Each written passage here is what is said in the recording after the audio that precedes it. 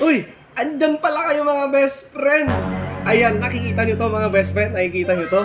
Grabe, eto mga best friend ay pagkain ng pangmasa.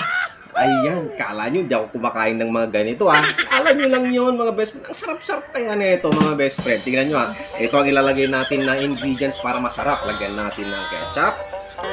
Ayan. Tapos lagyan din natin ng bagoong mga best friend. Sarap kaya yan.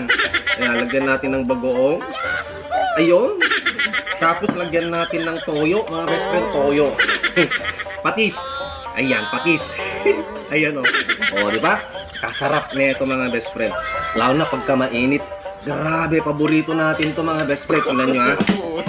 Ayan, tikman natin mga best friend. Ang sarap nito, grabe. Sarap sa lamunan mga best friend. Isa pa. Ayan, tikman natin mga best friend. Ang sarap kaya nito.